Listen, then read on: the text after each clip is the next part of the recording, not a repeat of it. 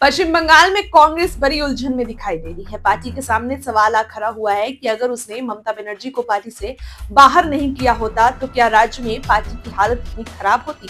बताना होगा कि पश्चिम बंगाल में कांग्रेस की राजनीतिक हालत वाकई बेहद खराब है। ममता बनर्जी को लेकर यह सवाल पश्चिम बंगाल कांग्रेस के पूर्व अध्यक्ष प्रदीप भट्टाचार्य ने एक बयान के बाद खड़ा हुआ है।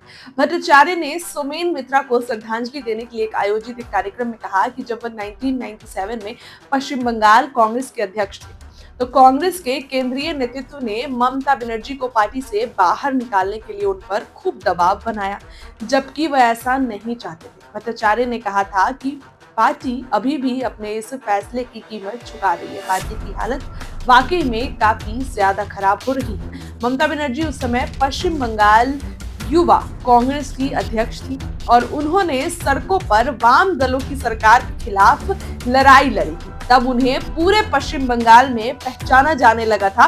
लोग ममता बनर्जी को जानने लगे थे, चर्चाओं में आ गई थी। ममता बनर्जी एक वक्त में पश्चिम बंगाल में कांग्रेस की बड़ी नेत्री थी। कांग्रेस से अलग होने के बाद उन्होंने तृणमूल कांग्रेस टीएमसी बनाई और वामपंथी पार्टियों को बंगाल की सत्ता से बाहर कर दिया।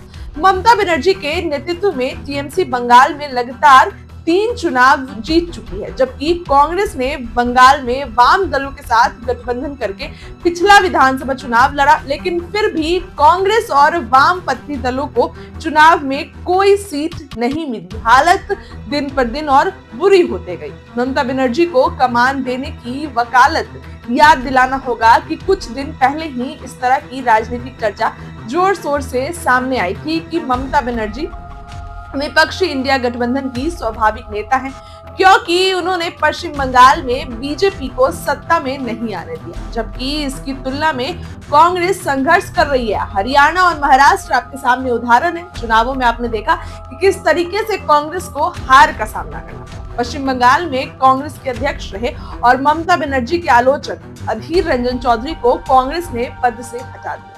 पश्चिम बंगाल में कांग्रेस का मौजूदा नेतृत्व राज्य में 2026 के विधानसभा चुनाव के लिए टीएमसी से समझौता करना चाहता है कि अगर ममता बनर्जी समझौता कर लिए तो विधानसभा चुनाव में हमारी हालत ठीक हो जाएगी। कांग्रेस के एक सीनियर नेता ने एक इंटरव्यू में कहा कि वामपंथी दलों के साथ सीट बंटवारे से हमें नुकसान हुआ है।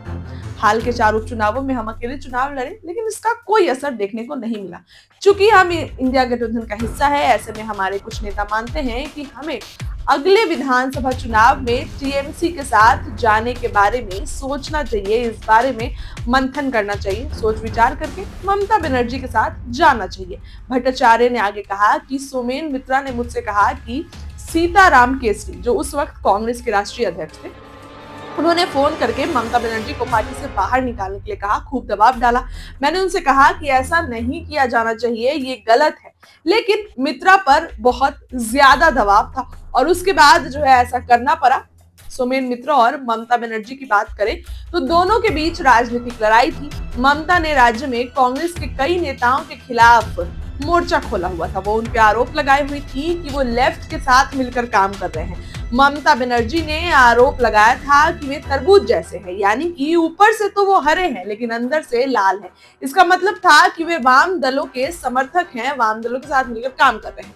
1997 में कांग्रेस का एक बड़ा अधिवेशन कोलकाता में होना था, लेकिन ममता बनर्जी ने इससे पहले ही एक बड़ी रैली आयोजित कर दी थी। कांग्रेस को यह नागवारा गुजरा और ममता को पार्टी से बाहर का रास्ता दिखा दिया। कहा तो ये भी जाता है कि ममता बनर्जी ऐसा ही चाहती थी कि उन्हें पार्टी से बाहर कर दिया जाए, इसके बजाय कि वो खुद पार्टी छोड़कर जाए, और ऐसा हुआ भी। पार्टी ने उन्हें खुद ही बाहर कर दिया, वो खुद पार्टी छोड़कर नहीं गई। इसके कुछ महीने बाद यानी कि 1 जनवरी 1998 को ममता बनर्जी ने टीएमसी बनाई और कांग्रेस के कई नेता उनके साथ जो है वो चले गए। 2008 में सोमेन मित्रा ने भी कांग्रेस छोड़ दी और अपनी पार्टी बनाई, लेकिन बाद में इसका टीएमसी में ही जो है वो विलय हो गया। 2011 की बात करें तो ममता बनर्जी ने पहली बार पश्चिम बंगाल में सरकार जो है अपनी बनाई। ममता बनर्जी मुख्यमंत्री के रूप में उभरी। कांग्रेस के सूत्रों का तो ये भी कहना है कि पश्चिम बंगाल कांग्रेस के पूर्व अध्यक्ष भट्टाचार्य का ये बयान पार्टी के लिए अब मुश्किल खड़ी कर सकता है, क्योंकि टीएमसी के साथ कांग्रेस के रिश्तों को लेकर कुछ नहीं कहा जा सकता है। टीएमसी के साथ कांग्रेस के रिश्ते कुछ अच्छे नहीं है और उनका ये बयान थोड़ी सी मुश्किल खड़ी कर सकता है।